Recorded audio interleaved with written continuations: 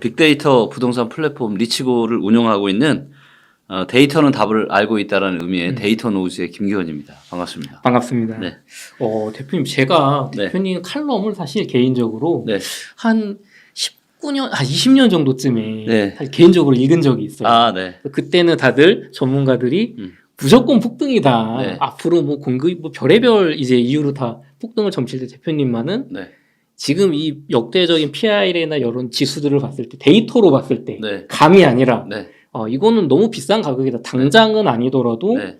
조심해야 된다라고 하셨는데 그게 불과 뭐 한 1, 2년 만에 네. 사실 작년도 뭐 상반기나 잠깐 정체였지 네. 하락기로 갔잖아요. 네. 그래서 그게 지금 실현이 되고 있는데 요즘 부동산 시장 어떻게 보십니까? 이제 코로나로 인한 비이성적인 폭등장. 그러니까 음. 코로나가 없었으면 임대차 3법도 없었을 거고요. 그렇죠. 그러면 매매가나 전세가나 그런 폭등이 없었을 거예요. 아마 제가 그전에도 이야기했지만 상승은 더 갈 수 있지만 아마 완만한 상승이 이어졌을 거고요. 맞아요. 예. 근데 이제 그 비이성적인 거품이 이제 제거됐습니다. 그러니까 2020년, 21년의 가격은 여러분들 머릿속에서 지우셔야 됩니다. 기준점이 되면 안 된다. 그 가격은. 기준점이 되면 안 돼요. 그럼 말도 안 되는 가격이니까. 예, 그래서 그 가격은 완전히 잊으셔야 되고요. 이제 지역 따라 다르긴 하지만 뭐 한 2019년 말이나 2020년 초 가격까지 지금 떨어졌거든요. 매매가는. 근데 전세가는 뭐 훨씬 더 많이 떨어진 지역들도 많지만 그래서 이제부터 이제 다시 이제 본게임 시작인 거죠. 예, 그래서 아직은 하락이 아직 한참 많이 남았다. 그 코로나와 임대산법의 어떤 부정역으로 올라갔던 거품이 제거됐을 뿐이지. 맞아요. 그때 말씀해 주셨던 이 너무 소득들이 비싸다는 이제 시작이다. 거기 네, 하락은. 맞습니다. 네. 굉장히 무주택자 분들에게는 또 희망적인 얘기인 것 같습니다. 아, 네. 대표님, 그런데 네. 혹자분들은 네. 아니 가격이 뭐 20년 초집값 돌아갔다고 하지만 네. 저희 동네 호가는 안 빠졌어요. 네. 뭐 일부 단지가 그런 거다. 네. 그런 얘기 해주시는 분들도 있거든요. 네. 그건 어떻게 저희가 받아들여야 될까요? 뭐 그거는 그런 거죠. 뭐 급하신 분들이 없나 보죠. 그 아파트 단지는. 보통은 그런 네. 단지들은 이제 네. 소규모 단지고 네. 500세대 이하, 네. 일단 뭐 비역세권. 그렇죠. 근데 이제 호가나 실거래가는 한 6개월째 뭐 실거래 찍힌 거고 보통 그렇더라고요. 네. 근데 그게 가격이 버티는 거다라고 우리가 주장할 수 있을지. 아니요. 중요한 거는 내가 팔려고 내놔봤을 때 그 가격에 팔리냐라는 거죠. 아니 지금 대단지들도 지금 뚝뚝 떨어지고 있는데 네. 뭐 우리 아파트 단지의 호가가 좀 떨어지지 않았다라고 해서 뭐 괜찮다. 이거야말로 이제 전형적인 이제 희망회로를 돌리는 거죠. 그럼 시장에서 나 네. 물건값 15만 원인데 네. 안 팔려요. 네. 근데 난 15만 원에 팔고 있으니까 네. 이 가격이 15만 원이다. 네. 이거 말이 안 되는 거다. 말이 안 되는 거죠. 그러니까 뭐 예를 들면 지금 뭐 대부분의 사람들이 뭐 입지 얘기하면서 가장 이제 좋은 지역이 사실 반포잖아요. 그렇죠. 반포. 근데 반포의 이 레미안 퍼스티지 네. 이 대단지를 보면 자 여기에 지금 매매가를 보게 되면 지금 원래 8월 달만 하더라도 36억 5천이었습니다. 최저가가. 최저가. 근데 지금 얼마죠? 지금은 31억. 1억. 지금 6개월 사이 15%가 떨어졌어요. 네, 15%가 이런 너무 유명한 아파트 단지에 그쵸. 대한민국에서 제일 좋은 지역 중에 하나인데 그쵸. 15%가 떨어졌습니다. 근데 우리 아파트 호가가 좀 덜 떨어졌다. 이게 참 위로가 될까? 물론 마음속으로는 그렇게 위로를 하고 싶으시겠지만 현실은 좀 냉정하게 볼 필요가 있지 않나. 그러니까 정신 승리보다는 냉정한 판단이 중요하다. 네. 대표님, 이제 또 그런 얘기를 하시는 분들 중에 네. 또 이제 희망적으로 보시는 분들 중에 네. 22년 말부터 네. 부동산 규제 완화 정책이 연달아 나오면서 특히 1.3 대책은 실거주 의무 폐지, 네. 뭐 중도금 대출 규제 폐지, 네. 전매 제한 축소 등을 소급 적용까지 하면서 네. 요즘 약간 특히나 잠실 뭐 둔촌주공발이 있었던 잠실 쪽이 가격 하락에 좀 지지가 되고 있다. 네. 시장 분위기 바뀌는 거 아니냐. 네. 이런 분들도 있는데 서울 수도권 시장 네. 요 규제 완화 정책 좀 어떤 영향이 있을까요? 네. 이거는 뭐냐면 자, 우리가 정부 부동산 시장이 뜨겁게 달아오르잖아요. 이게 몇 년이 지속이 되면 정부가 규제를 시작을 해요. 근데 많은 사람들이 정부가 규제하면은 어떻게 생각해요? 이제 더 이상 오르기 힘들다. 이렇게 생각하죠. 그렇죠. 그리고 실제로 2017년 하반 2018년도에 어떤 부동산 신문 기사들이 많이 나왔나? 많이 나왔냐면 지금 수도권에 입주 폭탄이 있다. 그리고 그쵸. 정부가 지금 파리 대책부터 강력하게 지금 부동산 규제 정책을 시작하니까 부동산 가격 못 오른다고 전문가의 80% 이상이 그렇게 전망을 했습니다. 근데 결과는 어떻게 됐죠? 다 틀렸죠. 더 올랐죠. 사실. 네, 다 틀렸어요. 그리고 이런 일이 2017년, 18년만 있었나 아니다라는 거죠. 2003년, 4년에도 있었습니다. 자, 정부가 부동산 시장을 규제한다. 이거는 이코로 뭐냐면 본격적인 폭등장이 시작되는구나. 오를 거니까 규제하는 거다. 맞아요. 그렇게 생각하시면 되고 반대로 자, 지금처럼 부동산 시장이 내려가고 있고 이 하락의 기울기가 너무 가팔라요. 예전하고는 지금 비교할 수 없을 만큼 지금 뭐 뉴스에서 나오는 게 지금 뭐 통계 집계 1위로 가장 큰 폭락이 지금 2022년 12월 달에 나타났다 이런 얘기 하고 있잖아요. 네네. 그만큼 문제가 뭐냐면 여러분들이 이렇게 생각하셔야 돼요. 지금 정부가 규제 완화를 하지 않을 만큼 부동산 시장이 심각하기 때문에 규제 완화를 하는 거예요. 규제 완화를 해서 이게 받쳐지는 그게 아니라 네. 이럴 거라도 하지 않으면 시장이 무너져 버릴 것 같으니까. 맞아요. 그래서 부동산 규제 완화를 이렇게 본격적으로 한다라는 건 뭐라고 받아들이셔야 되냐? 부동산 하락장이 본격적으로 시작되는 거에 신호탄이다. 라고 생각을 하셔야지 이게 무슨 조금 풀었다가 올라간다? 제가 요즘 유행어로 밀고 있는 게 있는데 어떤 건가요? 택도 없다. 택도 없다. 자, 실제로 이거를 제가 이제 정부 정책도 데이터로 다 만들어 놓은 게 있습니다. 네, 여기 리치고 엑스퍼트에 들어가서 한번 볼게요. 네네. 네. 데이터를 가지고 이 이야기를 하시는 감이 아니라 네. 리치고의 대표님답게 데이터로 지금 그래프로 보여주고 계십니다. 네, 자 말이 필요 없죠. 자 이제 규제의 가장 핵심 지역이 어디냐면 강남구 수축구죠. 그죠? 강남 그렇죠, 3구. 그렇죠. 네. 이제 보시는 것처럼 과거에도 투기 과열 지구, 그 다음에 투기 지역으로 투기 지역. 묶여 있었어요. 강남구가 언제까지 묶여 있었냐면 2011년 12월 21일에 해제를 했습니다. 굉장히 뭐 거의 10년 가까이 묶여 있었네요. 그렇죠. 그 다음에 투기 지역 이걸로도 안 되니까 네. 이제 투기 지역 해제까지 한 거예요. 언제? 네. 12년 5월달까지. 그러니까 11년 말 12년 초에 강남까지 싹 푼 거예요. 자, 강남 말고 뭐 예를 들면 뭐 강북구 한번 볼까요? 네네. 자, 강북구는 언제 풀었어요? 2008년 11월. 뭐 금방 풀었네요 여기는. 자, 2008년 11월에 풀었어요. 그리고 강남은 상징성 있고 아끼고 아끼다가 이제 11년 말 12년 초에 풀었어요. 자, 그러면 인제 지금 뭐 푼 거예요? 인제 푼 거잖아요. 그렇죠, 그렇죠. 이제 그 강남 3구를 제외해서 그렇죠. 이제 조금 풀었죠. 그럼 규제로 따지면 지금 우리는 언제쯤 있다? 2008년 연말 정도에 있다. 자, 근데 부동산 시장의 바닥이 언제였습니까? 뭐 보통 다르긴 하시지만 한 13년, 14년, 그렇죠. 15년 요 정도 보시죠. 네. 자, 그럼 뭐다? 아직 강남 지금 풀었어요, 안 풀었어요?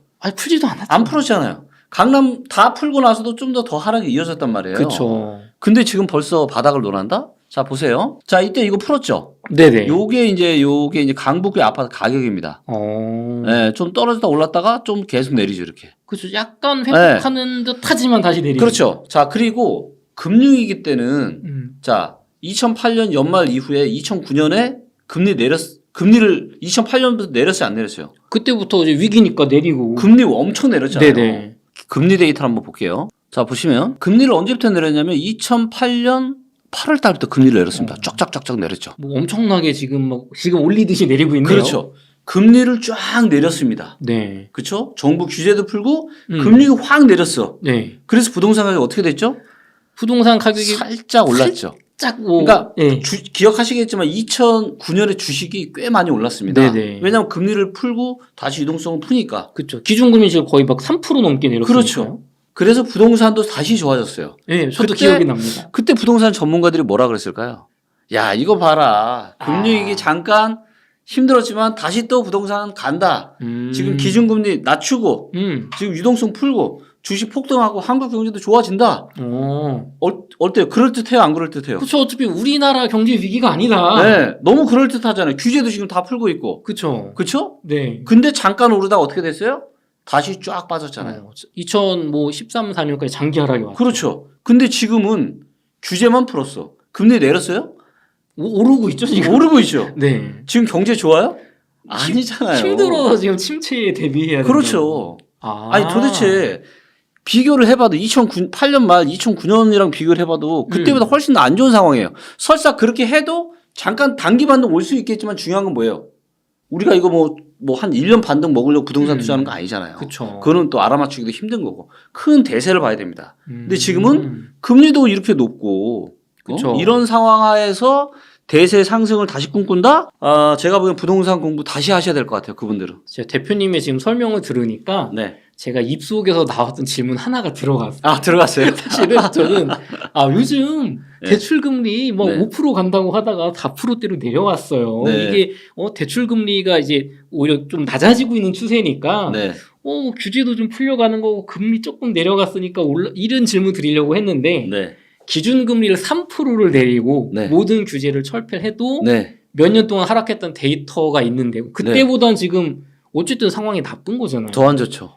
이 질문을 꺼낼 필요가 없을 것 같습니다. 대표님 그러면 네. 시장 전망을 잘 정리해 주신 것 같고 조금 네. 디테일하게 가볼게요. 둔촌주공 계약률 결과가 이제 발표가 됐는데 사실 공식적인 발표가 없다 보니까 네. 막 설왕설래 어디는 뭐 40%다 어디는 60%다 이게 또 이 대구 쪽에 또 어떤 그 사건이 있다 보니까 네. 이 법적으로 의무가 아니잖아요. 정확히 그렇죠. 공개하는 의무 게. 아니죠. 그래서 이게 판매 전략 같기도 하고 대표님 계약 결과 어떻게 좀 해석을 해야 되고 우리가 생각을 해야 될까요? 네, 그 정부의 이제 둔촌 주공 일병 구하기 정책으로 인해서 최악의 상황은 일단 모면한 것 같다. 최악은 면했다. 최악은 면했다. 아마 이렇게 하지 않았으면 아마 처참했을 거고요.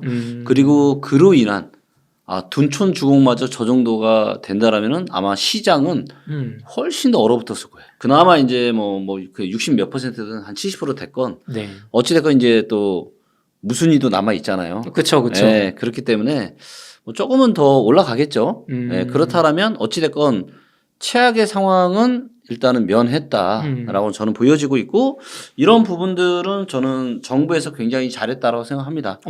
왜냐하면 일부 분들은 너무 이게 좀 둔촌주공 도와주려고 이런 거 아니냐라고 생각하실 수 있지만 우리가 경제라는 거는 전부 다 서로 연결이 되어 있어요. 만약에 둔촌주공이 만약에 진짜 잘못됐다. 제가 사실 이 부분을 굉장히 염려했었거든요.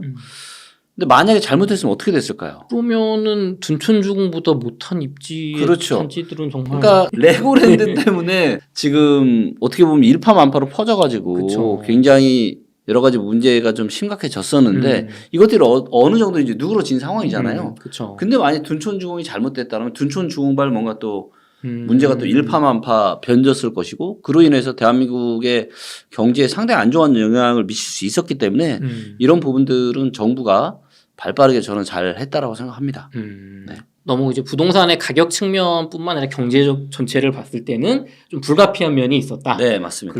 그럼에도 불구하고 정말 막 완판되는 작년 같은 그런 분위기는 전혀 아니다. 그런 분위기는 이제 머릿속에 지우셔야죠. 이제 그런 거는 이제 아예 이 연결조차 하면 안 된다. 네, 당분간 몇 년 동안은 아마 그럴 일이 거의 없을 겁니다. 둔촌주공의 예비 당첨자분들이 네. 조금 고민이 되실 것 같아요. 네.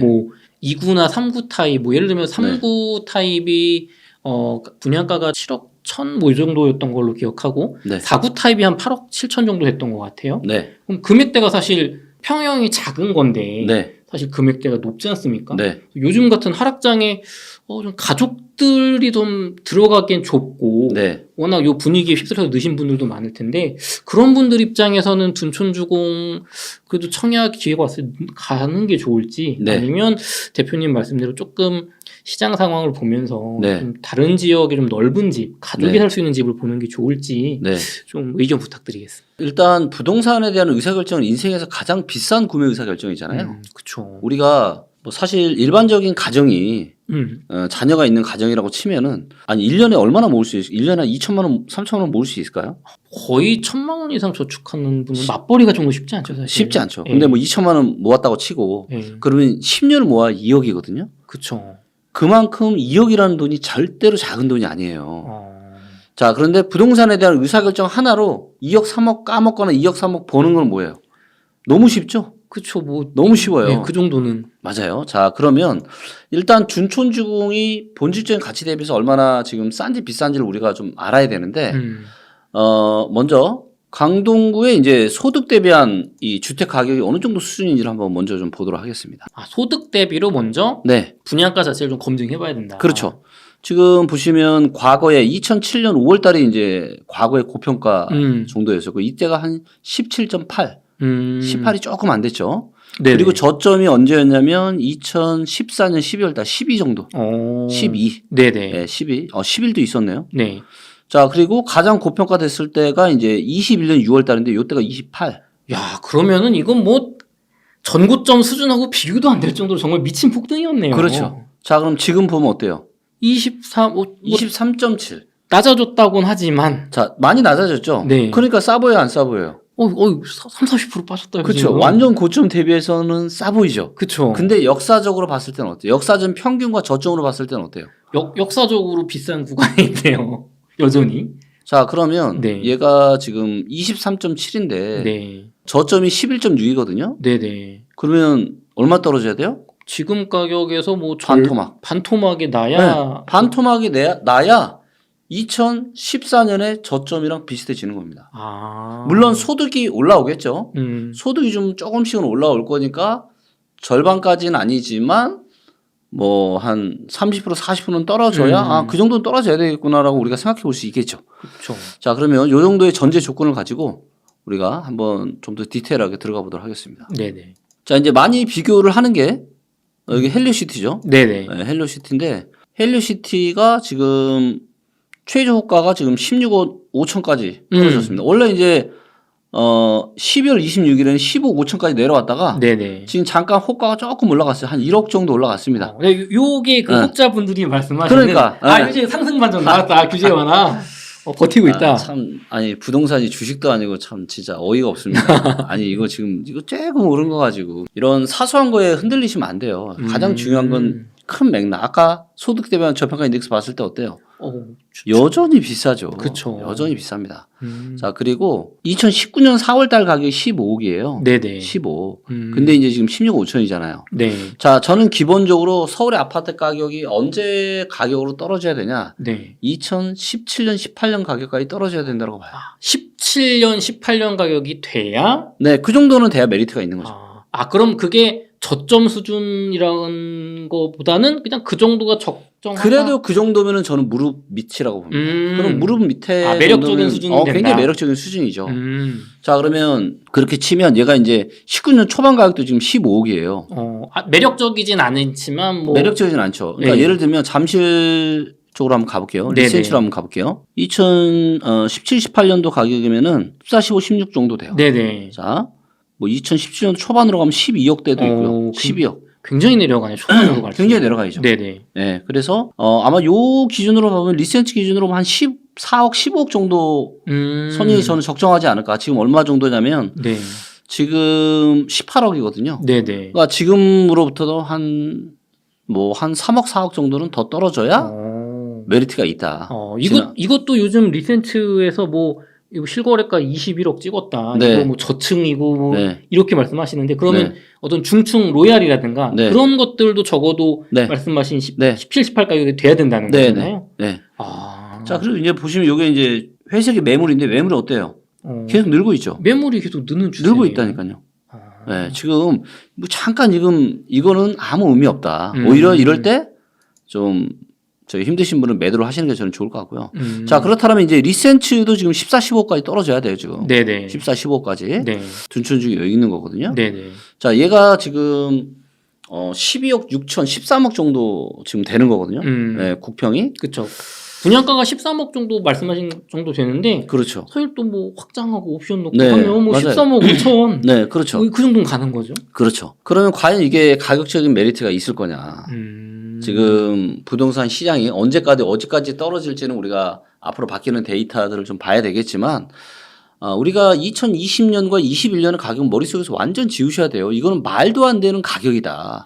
이건 코로나 때문에 금리를 역사상 가장 낮은 수준인 0.5%까지 낮추고 임대차 3법까지 발의가 되면서 이제 난리가 난 거였죠. 그래서 전세가가 폭등하고 이 전세가가 또다시 매매가를 밀어올리고 네. 그다음에 금리가 싸다 보니까 2030 세대가 패닉바잉에서 엄청나게 사게 됐고. 그렇죠. 지금이 아니면 안 된다. 그렇죠. 오늘이 제일 싸다. 네. 그러니까 거기서부터 떨어지는 이제 그 코로나 버블이 없어진 정도고 그래서 2019년 말 2020년 가격부터 떨어지는 거예요.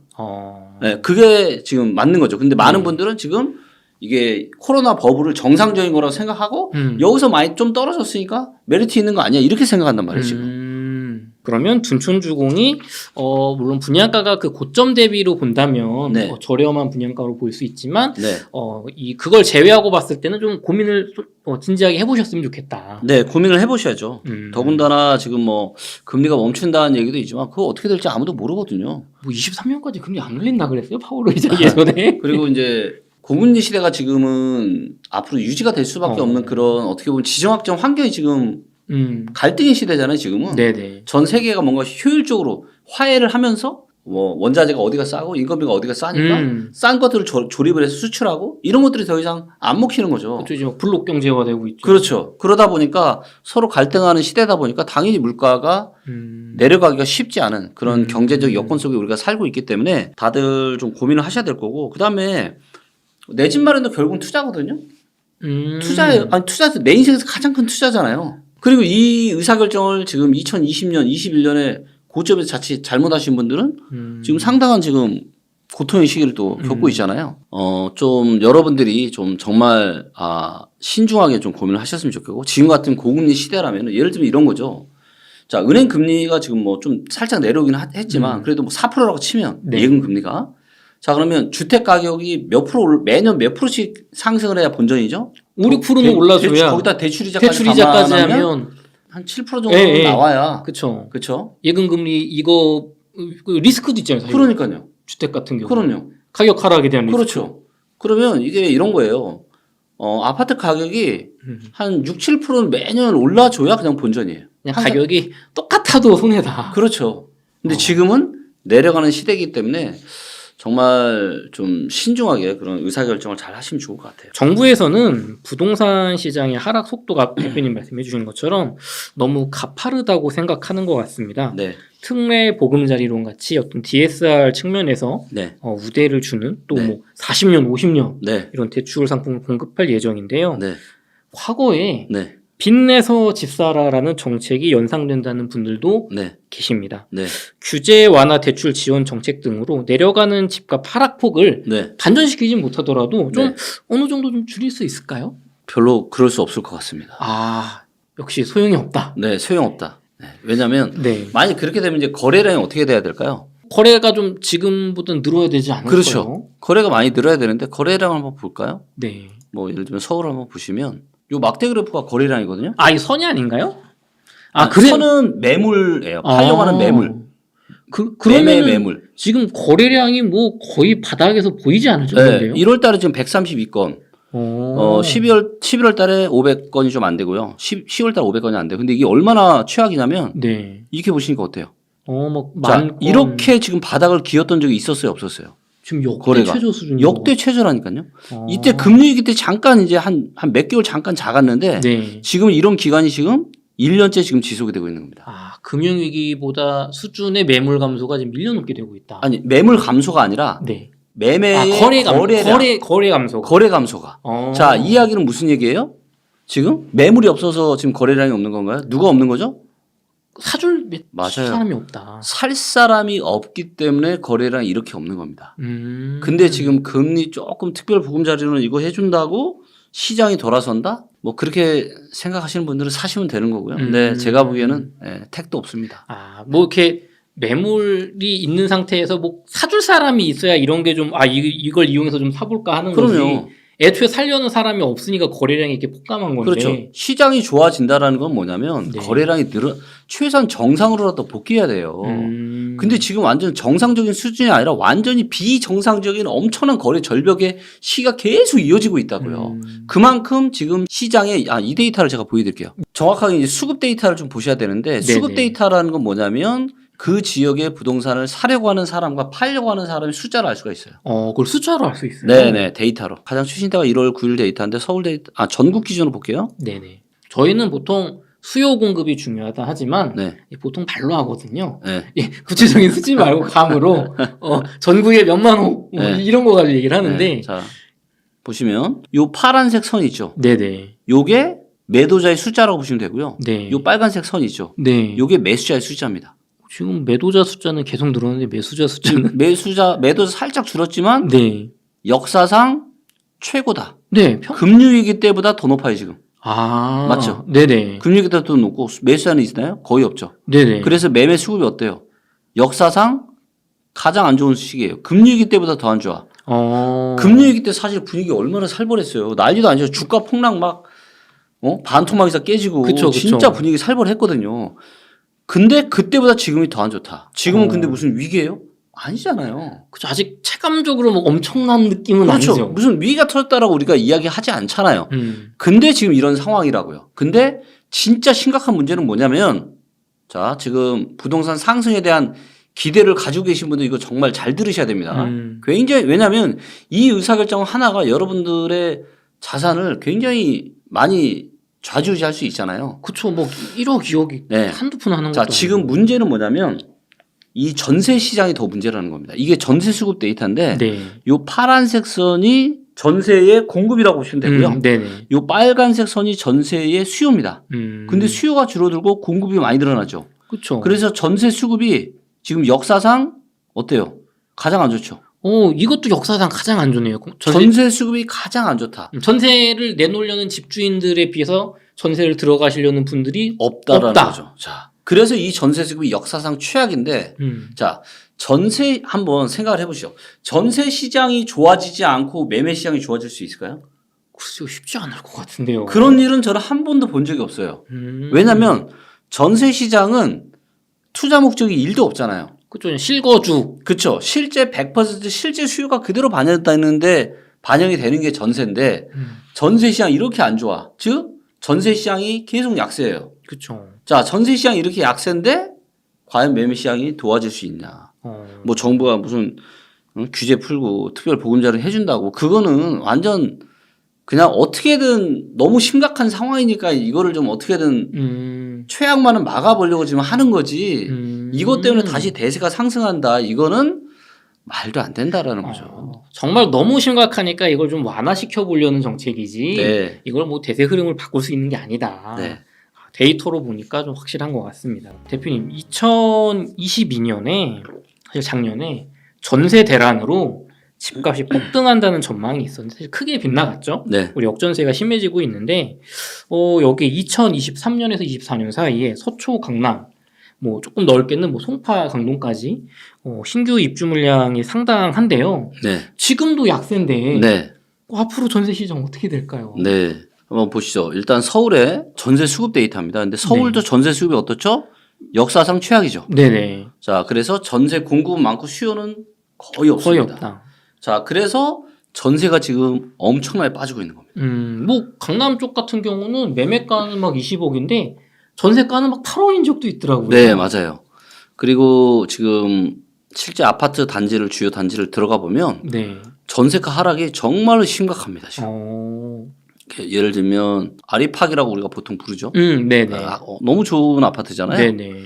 여기에 전세가 최근 한 6개월 동안 한 얼마나 빠졌을 것 같으세요? 아무리 빠졌다고 해도 뭐 한 3, 4억 빠졌을까요? 3, 4억. 네. 그러면은 한번 보시죠. 자, 지금 얼마나 빠졌는지. 32% 정도가 지난 6개월 동안 빠졌고요. 네. 예, 현재 8월 달 기준으로 19억. 최저가가 19억이었는데 여기 전세가 지금 얼마냐면은 12억 8천입니다. 그러면 지금 6억 2천이 빠진 거예요. 그렇죠. 야, 6개월 동안. 맞습니다. 6개월 동안 6억이 넘게 빠진 거죠.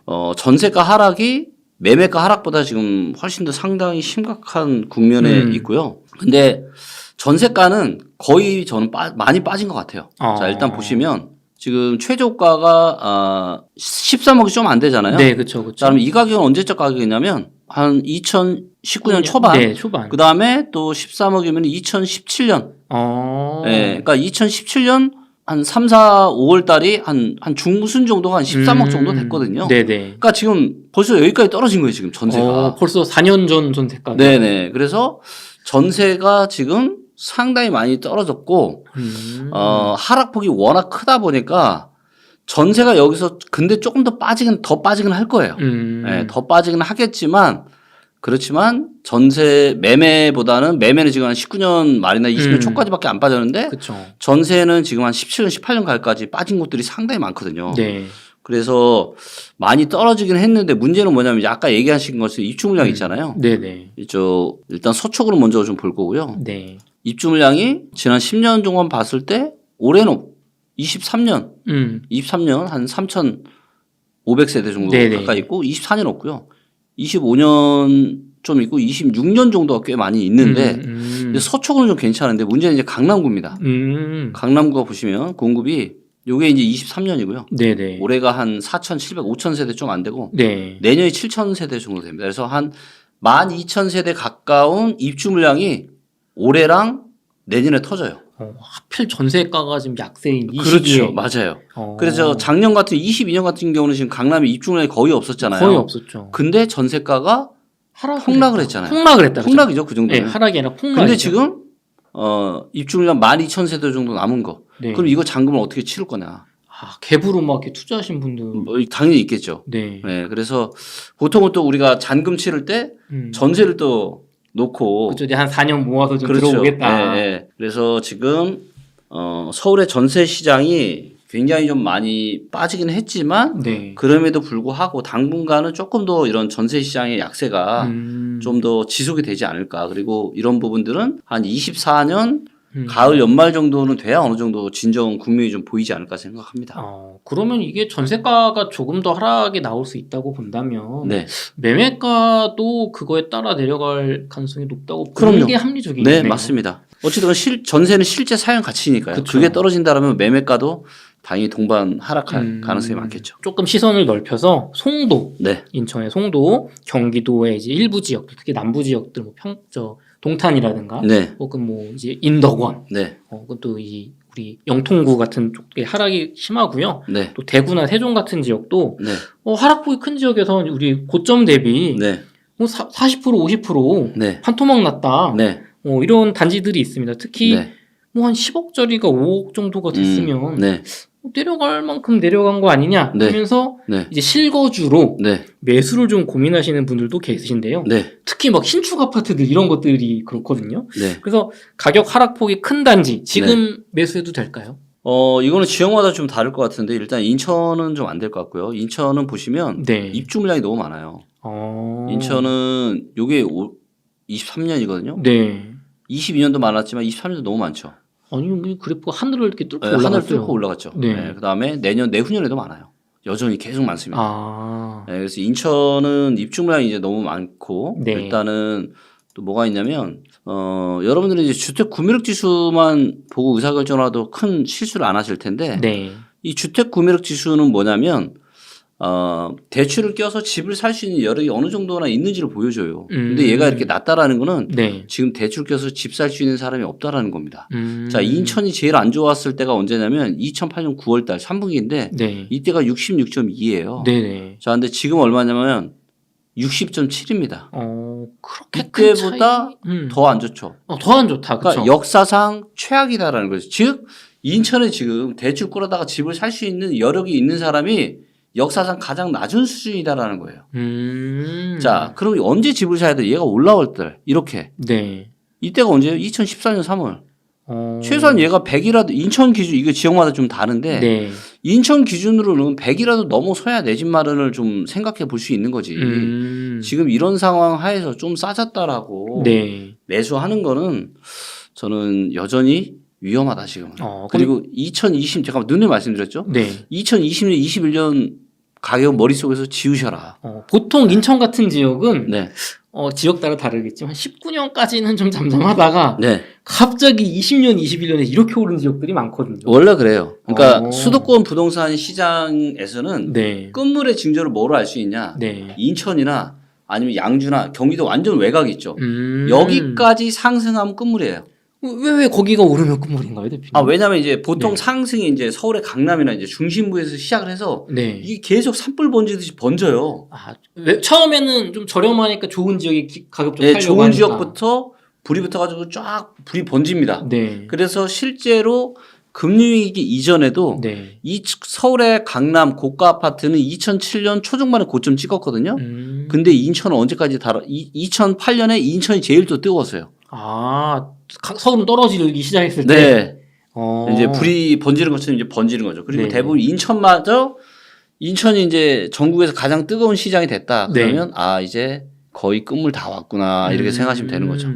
그러면 어떤 말씀해 주신 대로 지금 2020년, 21년의 가격은 너무 단기간에 폭등한 가격이기 때문에 네. 거기서 절반 정도로 떨어졌다고 해서 네. 이렇게 입주 물량도 많고 구매력 지수도 네. 역대 최악인 수준에서 네. 구매를 하시면 안 된다. 그렇죠. 그리고 이제 아까 이제 인천도 물어보시고 뭐 대구도 물어보시고 대구도 입주 물량이 너무 많아요. 대구도 잠깐 보시면 대구는 더 많습니다. 어때요? 이거 올해입니다. 야, 네, 뭐 하늘 뚫었죠. 네네. 네. 올해만 많은 게 아니라 내년, 내후년도 계속 많아요. 대구 아마 올해 2023년에 하락률 1등은 아마 저는 대구가 될 거라고 보고 있고요. 네. 그래서 지금 대구는 절대 보시면 안 되고 세종 같은 경우는 조금 다릅니다. 세종은 다른가요? 자, 세종은 여기 보시면 이제 주택 구매력 지수도 조금 어때요?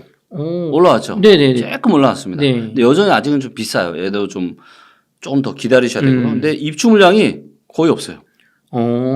거의 없습니다. 네. 네, 거의 없고 세종은 일자리도 많이 늘어나고 하지만 그럼에도 불구하고 아직은 아니고요. 왜냐하면 제가 누누이 말씀드렸지만 그 지역의 부동산 시장, 매매 시장이 좋아지려면 뭐부터 좋아져야 된다고 제가 말씀드렸죠? 네. 전세가 전세. 좋아져야. 자, 그럼 세종의 매매 전세 수급을 한번 보겠습니다. 네네.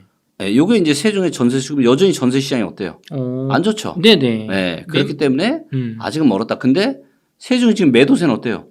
상대적으로 줄어들고 있죠. 줄어들고 네. 있네요. 근데 매수세는 여전히 없죠. 네, 그래서 지금 매도세 자체는 좀 줄어들고 있지만 여전히 전세 시장이 약세를 보이고 있기 때문에 좀 기다려라. 그리고 얘기하신 것처럼 아까 인천이나 뭐 대구나 세종 여기서 만약에 반등이 온다면 어디가 제일 먼저 반등이 올 수 있냐?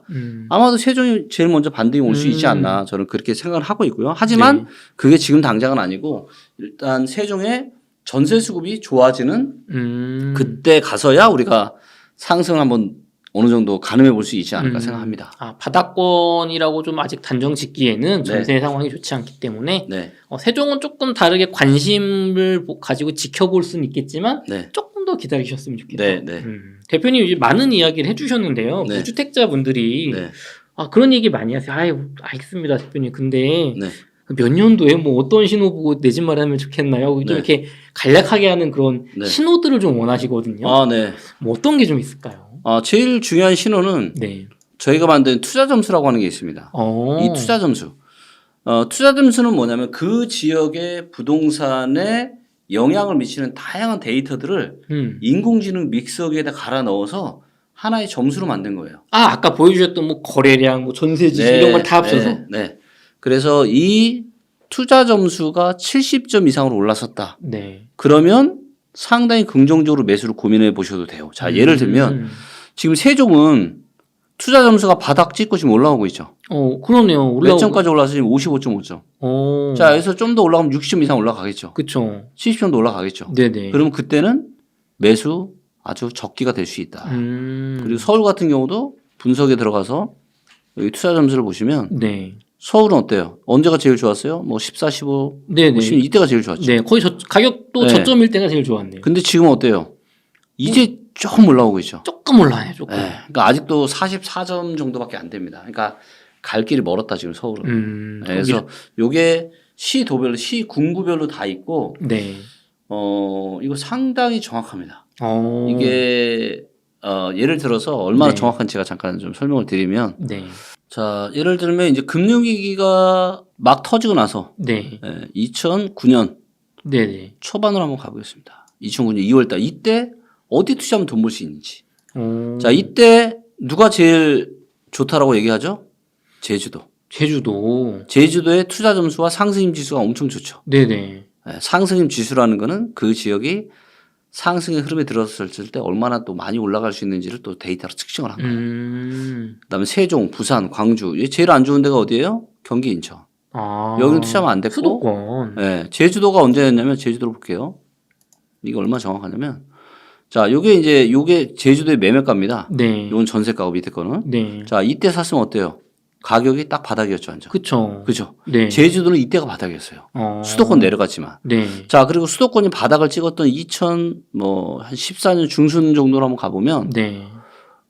자, 데이터는 이 인공지능 점수는 투자 점수는 누가 1등이에요? 서울, 경기. 경기, 서울. 여기가 지금 투자 점수와 상승 지수가 좋다. 가닥권을 이렇게 짝짝짝 잡아내네요. 잡아내죠. 이게 너무 좋아요. 그래서 사실은 이게 이제 저희가 무료로 지금 이거를 하다 보니까 많은 사람들이 그 소중함을 모르시는데 이거 진짜 엄청난 기술이 들어간 거예요. 지금 투자 점수가 그 네. 무료 버전에서도 볼 수 있는 네, 건가요? 보시 리치고 앱에서 보시면 돼요. 네. 그래서 전부 다 뭐 시도별로 시 군구별로 다 만들어 놨거든요. 네. 그래서 그리고 여기 이제 보시면 랭킹도 있습니다. 랭킹에 들어가서 투자 점수 랭킹 있죠.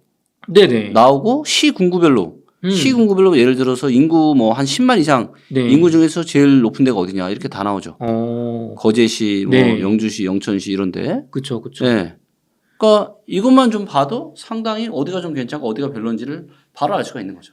대표님께서 앞서서 이렇게 설명해 주신 개별 지표들을 참고를 하시되 나는 조금 그게 좀 어려워요, 대표님. 네. 그런 분들은 네. 무료로 이용할 수 있는 투자 점수만 보더라도 네. 적어도 내가 이 한참 과열된 거 사는 건 피할 수 있다. 맞습니다. 적정가 정도는 잡을 수 있다. 그렇죠. 적어도. 데이터가 사실은 중요한 거는 뭐 의사결정을 잘해주게 하는 것도 있지만 네. 최악의 그런 의사결정을 하지 않게끔 만들어주는 거. 그렇죠. 내가 사실 싸게는 못 써도 적정가에 산다면 손해는 아닌 거잖아요. 네, 맞아요. 최악을 피할 수 있다. 네. 너무 좋습니다, 대표님. 정부가 네. 미분양 아파트를 매입한다고 합니다. 실제로 네. 뭐 매입 중에 있고요. 네. 구독자분들께서는 네. 국민의 세금으로 지금 시장이 안 좋아졌다고 아파트를 막 사도 되는 거냐 정부가 미분양 난 걸. 네. 이런 이야기 하시는 분도 있는데 이게 정부는 왜 이런 행동을 하는 걸까요? 어떻게 생각하시나요, 대표님? 미분양이 쌓인다라는 건 뭐냐면 이제 물건을 만들었는데 이게 재고가 쌓이는 거죠. 그렇죠. 자, 그리고 건설회사들의 이제 재고가 쌓이는 거겠죠. 그리고 뭐 건설회사, 시행회사, 분양회사 전부 다 힘들겠죠. 네. 자, 그러면 미분양이 계속 쌓이면 이런 회사들이 부동산 관련한 기업들이 어떻게 될까요? 뭐 부도가 날 수도 있겠죠. 부도가 날 수 있겠죠. 네. 그리고 부도가 나면 그 회사에서 일하시는 분들은 직장을 잃게 되고 네. 단순히 회사 한두 개가 무너지는 게 아니라 지역 경제나 심지어는 한국 경제 전반에 엄청난 악영향을 미칠 수 있겠죠. 그렇죠. 동시다발적으로 막 그렇죠. 다들 그렇다면. 자, 그러면 국민들의 세금 그렇게 놔뒀어요. 네. 그럼 어떻게 될까요? 그러면은 그분들 경제가 직장 잃은 사람들은 너무 많아질 거고. 그렇죠. 그죠? 경제도 안 좋아질 거고. 그분들이 막 가족들이랑 외식도 월급 받아서 하고 그런데 그런 네. 것도 없어지는 거죠. 그렇죠. 그분들이 또 실직을 하면 그분들도 다 대출이고 뭐하고 할 텐데 그렇죠. 다 줄줄이 사탕으로 뭔가 문제가 되겠죠.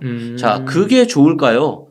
아니면 그래도 국민의 세금으로 좀 이런 미분양 아파트를 네. 매입을 해서 최악의 상황만은 면하게 만들어주는 게 좋을까요?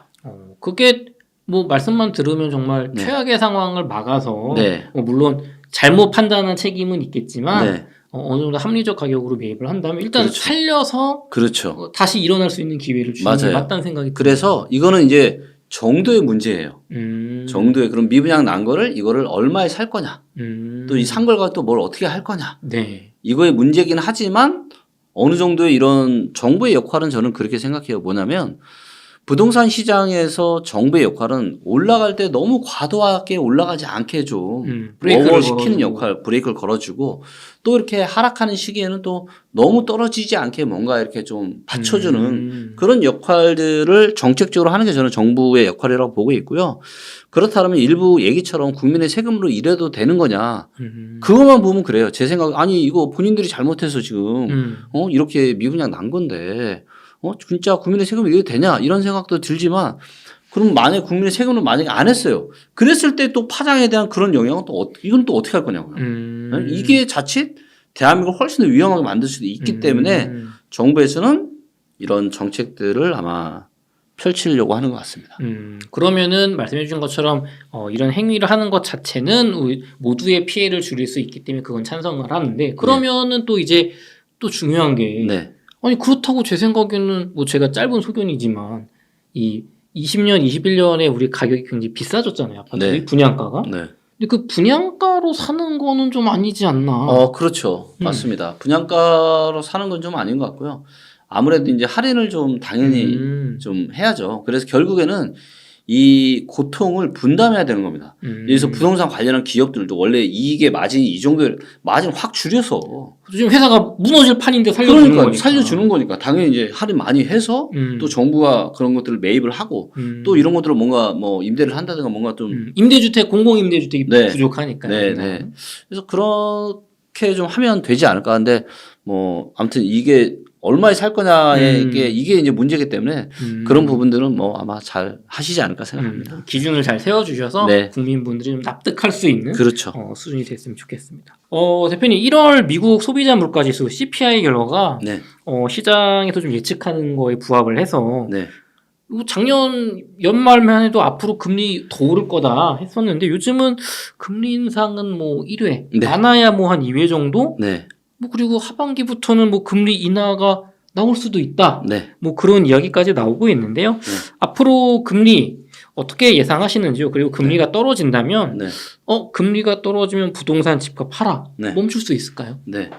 일단 금리가 뭐 어떻게 되는 거는 사실 이건 너무 어려운 주제지만 아마도 금리는 뭐 어느 정도 이제 뭐 올해 중으로는 고점을 치지 않을까 저도 그렇게 생각을 하고 있고요.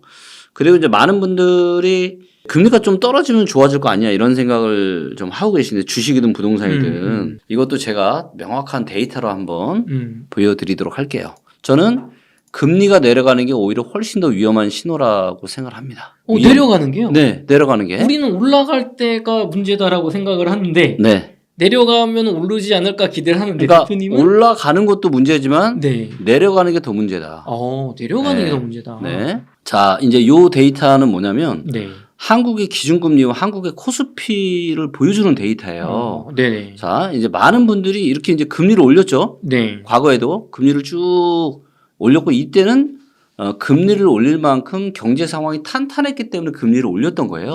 근데 금리를 내렸죠. 그렇죠. 금융위기 때문에 확 내렸죠. 그렇죠. 그리고 미국은 금리를 더 일찍 내렸죠. 네. 2007년 말부터 금리를 내렸습니다. 네. 자, 금리를 내린다라는 거의 정확한 의미는 뭐냐면 지금 금리를 내리지 않으면 안 될 만큼 경제가 심각한 거예요. 경제가 너무 우리 지금 부동산 너무 많이 떨어지니까 정책 나오듯이 그렇죠. 이렇게 내려서라도 경제를 일단 그러니까 부양을 해야 될 만큼 상황이 네. 안 좋다. 네. 그래서 여기 보시면 자, 금리가 이렇게 쭉쭉쭉쭉 올라가다가 이제 금리 인상 이렇게 이때 한 번 하고 두 번 하고 멈춰 내려갔죠. 네네. 자, 많은 사람들이 지금 이거 기대하는 거잖아요. 그렇죠. 근데 주가는 어떻게 됐어요? 이미 그 전부터 박살이 났죠. 그렇죠. 둘이 이때 잠깐 반등 들어왔지만 금리가 내려가면서 본격적으로 박살이 납니다. 그러니까 많은 사람들이 이제 좀 너무 그럴듯한 말을 하지만 진실이 아닌 거에 너무 휘둘리시는 것 같아요. 금리가 이제 금리 인상 멈추고 금리가 조금만 내려가면 주식은 부동산은 다시 좋아질 거야. 언뜻 들어보면 너무 그럴듯하죠. 왜냐하면 너무 금리 인상 때문에 이랬으니까. 하지만 실제는 아니다라는 거예요. 그러니까 정부가 규제 완화를 하면은 완화를 할 수밖에 없을 만큼 안 좋기 때문에 이거는 뭐다? 본격적으로 하락장의 신호탄이고 금리를 내린다는 건 뭐예요? 금리를 인하할 수밖에 없을 만큼 자산 시장이 안 좋은 거예요. 그래서 금리가 인하된다는 얘기는 저한테는 어떤 의미로 들리나 지금 경제 침체에 본격적인 신호탄이 올라가고 있는 거구나. 네. 근데 언제는 기회가 될 수 있냐? 금리가 이렇게 쫙 내리는 초기가 아니라 쫙 내려서 네. 이 바닥 찍었을 때 이때는 기회가 될 수 있죠. 이때는. 그래서 당장 지금 금리가 조금 조금 떨어진다고 해서 부동산 집값이 하락을 멈출 수 있다. 이거는 아니다라는 거죠. 금리가 내려가기 시작하면 네. 오히려 하락이 본격적인 어떤 경기 침체만으로도 하락폭이 커질 수도 있다. 네.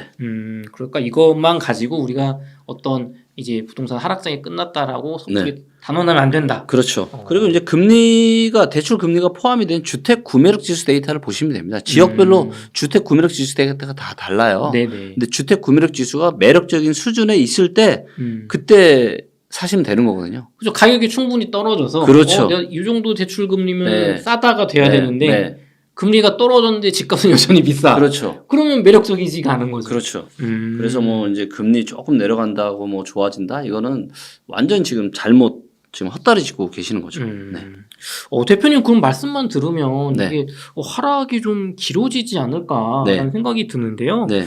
하락 기간이 앞으로 최소 2년 내지 5년 정도 간다고 보시는 분들도 계신데 네. 대표님은 좀 하락 기간 혹은 정체 기간 네. 뭐 어느 정도로 좀 보시는지요? 저는 이제 하락 기간을 지역마다 다른데요. 네네.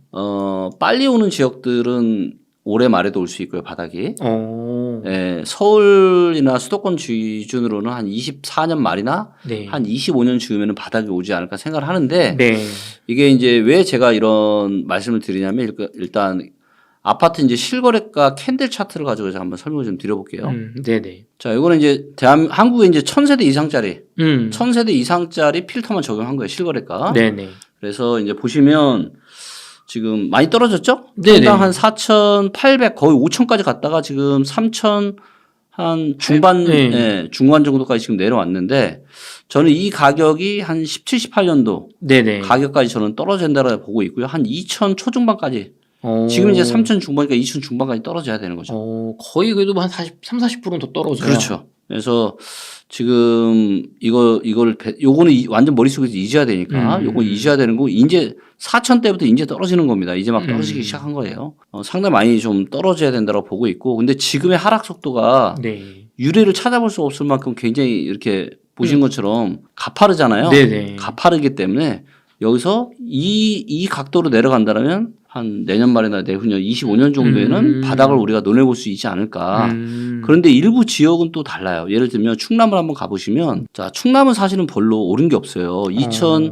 2013년부터 네. 13, 14, 15, 16, 17, 18 이때 어때요? 오른 거 있어요? 뭐 거의 없죠. 하나도 안 올랐어요. 근데 18년 만 19년 초 중반 이후부터 오르기 시작했어요. 근데 지금 분위기가 안 좋고 덩달아서 같이 떨어지고 있는데 네. 그래서 벌써 지금 600 초반까지 내려왔거든요. 네. 실거래가 기준으로. 네네. 근데 여기서 조금만 더 떨어지면 그러니까 예를 들면 평당 550, 500 초반까지 떨어지면 어때요?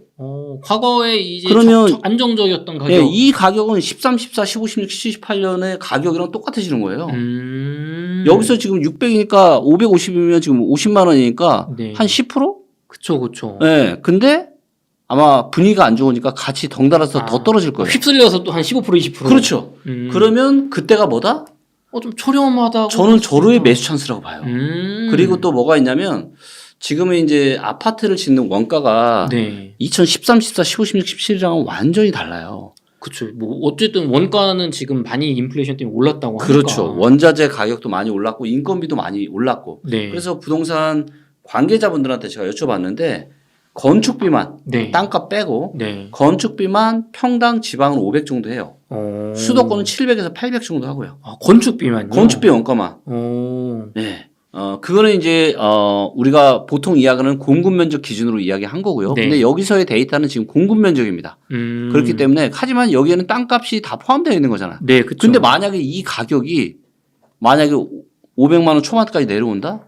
그러면은 원가 수준 너무 매력적이에요. 근데 땅값이 여기 또 있는 거니까. 그러니까요. 싸다. 그런데 이런 지방이 한두 군데가 아니다. 일단 충남도 그렇고요. 네. 충북도 보겠습니다. 자, 충북도 어때요? 충북도 2014년 가격이 600이에요. 네. 그 다음에 한 13년 가격이 500 초반. 네네. 그리고 이때도 한 500 초반 됐었고. 근데 지금 벌써 한 600 중반이에요. 여기서 좀 한 평당 110만 떨어지면 네. 한 550 정도 되는 거거든요. 그쵸. 그럼 어떨까요? 과거에 뭐 2012, 13년 거의 이제 그 수준. 맞아요. 수도권이랑 많이 다르단 말이에요. 자, 그리고 실제로 지금 전국에서 일자리가 최근 1년 동안 가장 많이 늘어난 곳이 어디라고 생각하세요? 서울? 글쎄, 경기도? 서울 경기도 아닐까요? 그렇죠? 뭐 평택 이런 데일 수도 있을 것 같고. 네. 자, 일단 일자리를 한번 볼게요. 네. 최근 1년 동안 인구 10만 명 이상. 1등이 누구죠? 충북이네요. 충북이 지금 대한민국에서 일자리가 가장 많이 늘어나고 있다. 세종보다도 높다. 세종보다도 높다. 서울 어디 있어요? 서울 6등이죠. 서울 2%. 서울보다 지금 2배 넘는 일자리 증가율이 이루어지고 있고. 네. 일자리가 많다는 건 뭐예요? 당연히 거기에 사람들이 좀. 그쵸. 거주해서 좀 내가 터전을 잡아볼까. 네. 그런데 아파트 가격이 어떻다? 이제 뭐. 조금만 여기서 더 떨어지는 메리트가 있는 거예요. 적절하다가 아니라 싸다. 근데 서울은 아직은 쌀 일이 한참 멀었다. 그쵸. 근데 일부 지방 지역들, 뭐 충남이나 충북이나, 네. 물론 충남은 조금 일부 지역에 따라서는 입주 물량이 좀 있는 곳이 있어서 네. 아마 더 떨어질 수 있어요. 근데 그렇다는 얘기는 뭐냐면 더 싸다. 더 싸다. 더 너무 싸다. 좋은 기회다. 더 싸다. 네? 저는 사실 지금 줍줍할 기회를 지금 기다리고 있습니다. 지금 네. 이 정도면 싼데 물량 때문에 더 싸다. 뭐 그렇죠. 미치면 난다. 네. 또 전북도 볼까요? 자, 전북도 어때요? 좀 오르다가 지금 덩달아 같이 떨어지고 있는데 네네. 한 평당 한 500 초중반이면 되게 메리트 있는 가격이 거의 오른 게 이거 거의 2010년대 초반 이 가격이에요. 그쵸. 이제 10년 전 가격은 사실 이렇게 거품이 끼지도 않았을 뿐더러 그 네. 가격에서 꼈다 하더라도 이 인플레이션이라는 게 그러니까요. 있으니까 네. 이제 정상가가 된 거니까. 그렇죠. 자, 그러면 지금 이런 지방에 집 갖고 계신 분들은 네. 지금 분위기에 휩싸여서 같이 팔아야 돼요, 안 팔아야 돼요? 팔면 안 되죠. 팔면 안 되죠. 그렇게 나는 비싼 거품이 아니니까. 그럼요. 비싼 거품 아니니까. 팔려면은 뭐 21년 연말에 파시든가 했었어야 되는데 지금은 아니다. 지금은 참고 오히려 한 채나 두 채를 더 사셔라 나중에. 그게 저는 훨씬 더 맞을 것 같아요. 대표님 저는 요즘 인터뷰하면서요. 네.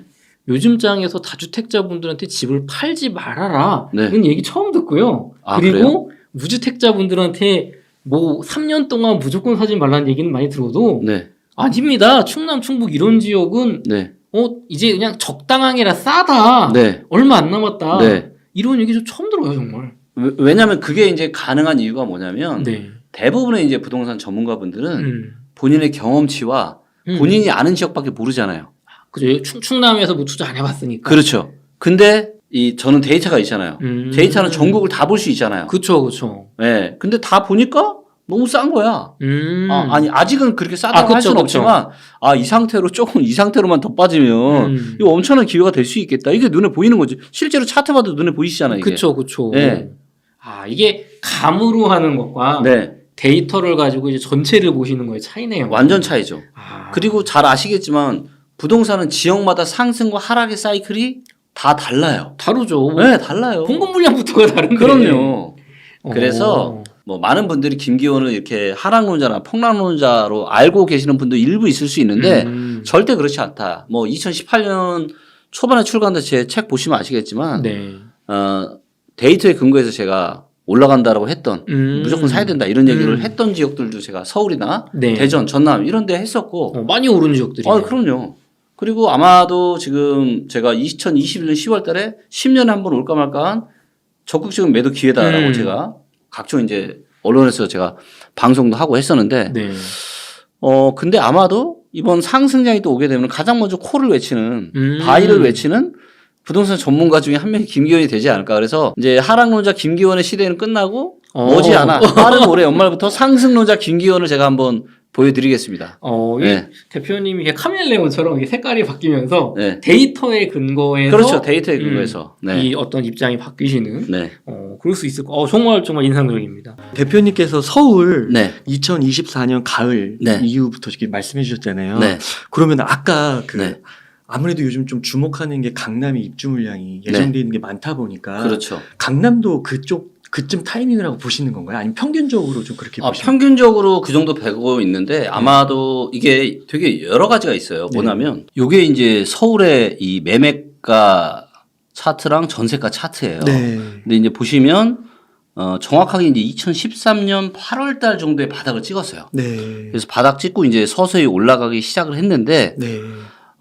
부동산의 바닥을 논할 때 우리가 이런 게 좀 있는 것 같아요. 이게 그러니까 실전 투자에서는 조금 다른 게 뭐냐면 예를 들어서 2013년 초반에 나왔던 정책이 뭐냐면 미분양 주택을 취득하게 될 경우에는 한시적으로 양도소득세 아예 면제를 해줬어요. 네, 엄청나네요. 엄청난 거죠. 네.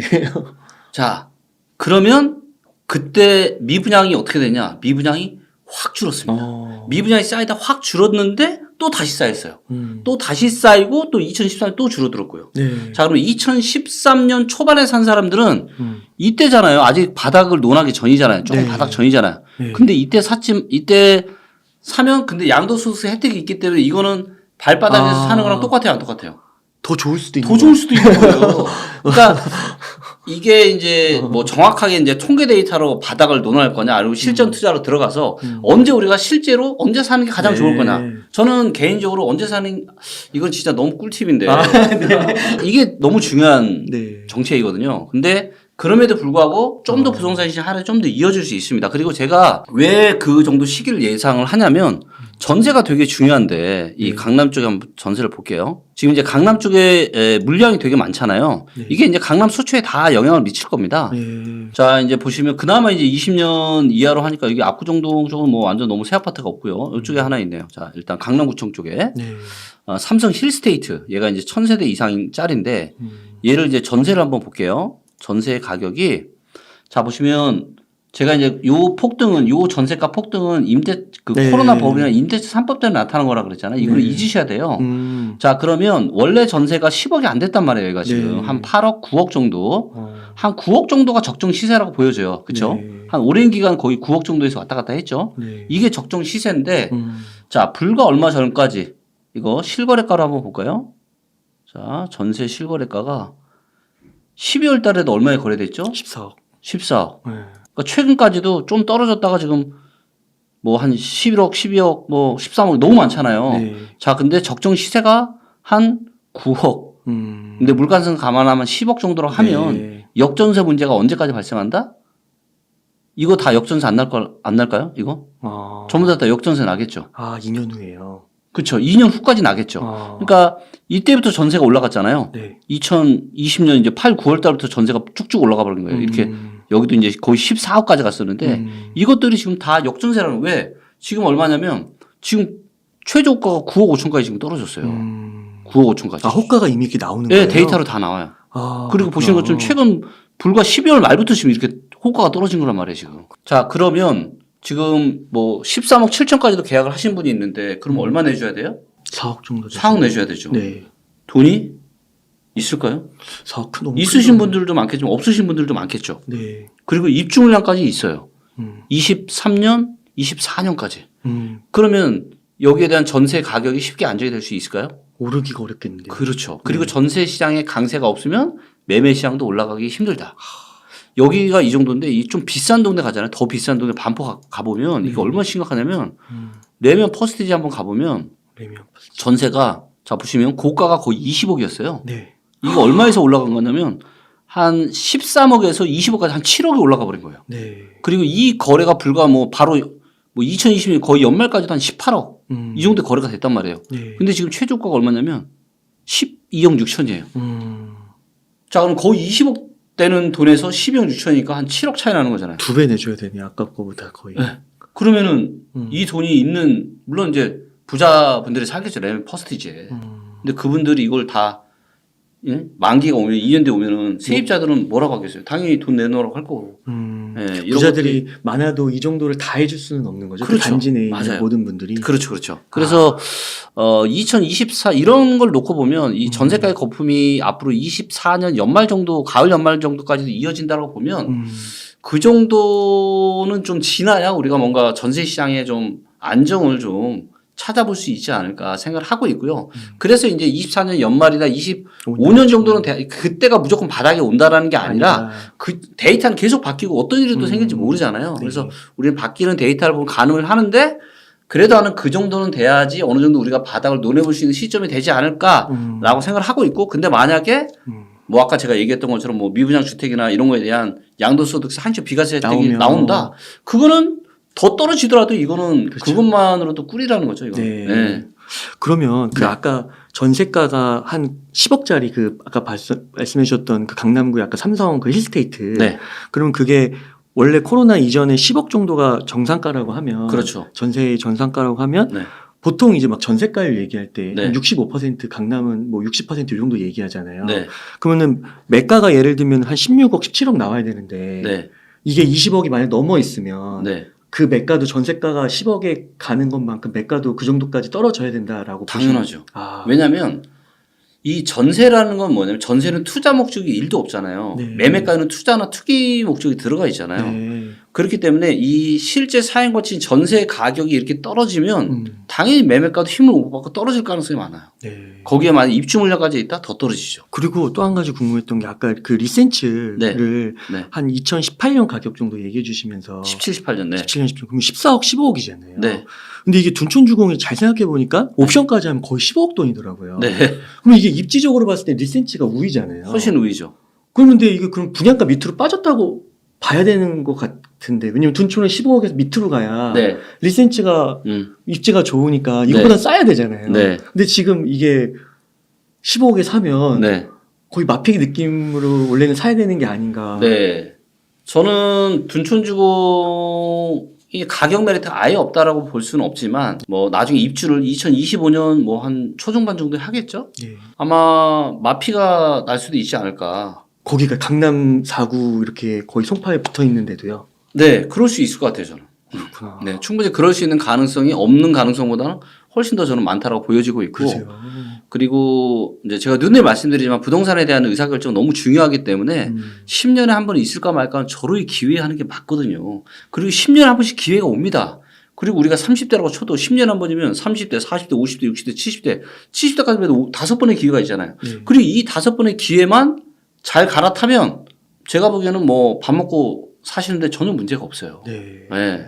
그렇기 때문에 이런 절호의 기회들을 잘 좀 누리시면 좋을 것 같고 그런 측면에서 봤을 때 둔촌주공이 지금 청약을 하는 게 절호의 기회냐? 저는 전혀 그렇게 안 보여요. 네. 앞으로 훨씬 더 좋은 기회가 저는 많이 올 것 같은데. 아, 그러세요? 네. 와, 좀 참고 인내하면 훨씬 더 좋은 정부 정책들도 나올 거고 뭐 타이밍상으로도 더 좋은 시기가 올 거고. 네.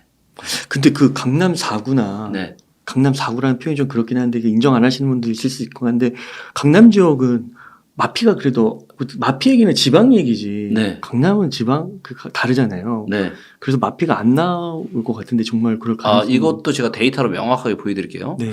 자, 지난 한 20년 동안 네. 20년 동안 서울에서 네. 가장 하락 떨어졌을 때 한 번 떨어졌을 때 네. 가장 하락률이 높았던 지역이 어딜까요? 서울에서. 혹시 강남인가요? 네. 여기 보시면 최대 가격 하락률이라고 하는 데이터가 있어요. 네. 이거는 저희가 데이터적으로 지난 이거 기간 정할 수 있는데 인구 10만 이상짜리 중에서 전국이 아니라 서울로 가볼게요. 자, 서울에서 하락률이 제일 높은 데가 어디냐? 강남구입니다. 와, 그렇구나. 네, 강남구가 지난 15년 동안 떨어졌을 때 최대 15%까지 떨어졌어요. 그러니까 많은 분들이 그러니까 너무 막연하게 생각하는 것들이 틀린 게 너무 많아요. 그러니까 예를 들면 강남 불패. 강남은 절대 안 떨어져. 그게 강남 불패가 아니고 강남은 서울에서 가장 비싼 데, 즉 대한민국에서 가장 비싼 데가 강남이야. 이게 강남 불패고 강남이 떨어지지 않는다는 건 절대 아니다라는 거죠. 떨어졌을 때 가장 많이 떨어진 게 강남이에요. 보시는 것처럼. 네. 네. 송파도 있고요. 네. 네. 와. 의외로 제일 안 떨어진 데가 관악구입니다. 관악구. 관악구, 송동구, 서대문구 이런 데. 덜 올랐기 때문에 그런 거구나. 네, 그랬을 수도 있죠. 아, 네. 그렇구나. 아유, 대표님 이렇게 긴 시간 동안 정말 엄청난 인사이트. 이거 아닙니다. 진짜 저는 이거 볼 때마다 놀라는 게 네. 또 업그레이드가 된 것 같아요. 네. 계속 업그레이드를 하고 있고 지금 네. 21년 10월 달에 제가 뭐 그전에는 제가 고평가 됐으니까 사는 건 위험하다는 얘기는 했지만 네. 이거 이제 10년에 한 번 올까 말까 한 절호의 매도 기회라고 하는 건 저 역시도 굉장한 용기를 사실은 필요로 했던 네. 이야기였는데 안 할 수가 없었어요. 너무 데이터적으로 명확하니까. 그래서 그런 부분들이 또 다 맞았고 하다 보니까 또 리치고 지금 앱이 원래 한 22년 초반에는 한 15만, 20만 명 정도가 한 달에 썼거든요. 근데 지금은 60만 명 이상이 쓰는 지금 와. 앱으로 지금 잘 성장을 하고 있고 역시 구글 스토어에서도 뭐 부동산 앱에서 굉장히 지금 뭐 네. 상위권에 지금 랭크가 되고 있습니다. 와, 네. 그렇군요. 네. 정말 데이터에 의거해서 네. 정말 엄청난 것들을 이렇게 말씀해 주시는 것 같고 정말 와 유일무이한 그런 툴이 아닌가 네, 싶습니다. 너무 감사드립니다. 대표님 그러면 끝으로 네. 시청자님들께 좀 강조하고 싶으신 말씀 있다면 좀 부탁드리겠습니다. 네. 아마 이제 지금 굉장히 많은 분들이 저는 힘들어 하고 계신 분들이 좀 있을 거라고 봐요. 그리고 저 역시도 제가 이제 2008년 금융위기 때 개인적으로 이제 상당히 좀 많은 어려움을 겪었었고 사실 미국의 기준금리가 올라가고 이게 나는 열심히 내가 내 회사 생활 열심히 하고 있는데 그리고 내 집 마련 한번 해보겠다 이 소박한 꿈 때문에 내 집 마련을 했던 건데 미국의 기준금리가 이렇게 올라가게 되면서 너무나도 내 인생에 너무 많은 치명타를 입히고 있잖아요. 2008년에도 그런 일이 있었거든요. 그때 저는 다짐을 했습니다. 내가 그냥 열심히 사는 게 중요한 게 아니구나. 내가 열심히 사는 게 중요한 게 아니라 세상의 큰 흐름이 어떻게 움직이고 있는지를 파악하는 것도 내가 열심히 사는 것만큼 너무 중요하구나라는 걸 깨달았고 그리고 그때 결심하고 다짐했습니다. 내가 두 번 다시는 내가 휘둘리는 삶을 살지 않겠다. 어떻게 보면 내가 미국이 기준금리가 올라가 이런 거에 내가 영향력이나 통제력은 1도 없잖아요. 네. 그냥 내가 열심히 사는 거랑 완전 다른 분야인데 얘가 엄청난 내 영향을 인생에 미치죠. 미친 영향이 너무 크다라는 네, 거예요. 맞아요. 그럼 우리는 어떻게 살아야 돼요? 세상의 움직임이 어떻게 돌아가는지를 파악을 하는 게 내가 열심히 사는 것보다 어쩌면 더 중요하다. 네. 라는 말씀을 제가 꼭 드리고 싶고, 그리고 세상은 사이클이에요. 지금 많은 분들이 어려워하시지만 또다시 좋은 시절은 온다 안 온다? 옵니다. 다시 또 부동산 올라가고 주가도 좋아지고 다시 또 한국 경제도 좋아지고 그런 시대는 또 반드시 오게 되어 있어요. 네. 그리고 그런 시대를 우리 걸로 만들려면 어떻게 해야 되죠? 공부하시는 게 저는 너무 중요할 것 같아요. 네. 네. 대표님 너무 감사드립니다. 네. 오늘 인터뷰 한 이 정도에서 네. 마무리하도록 하겠습니다. 네. 이렇게 해서 부동산 리치고의 김기현 대표님을 모시고 이야기를 나눠봤습니다. 긴 시간 동안 유익한 인사이트 많이 나눠주셔서 감사의 말씀 드립니다. 오늘 고생 많으셨습니다. 네, 고맙습니다.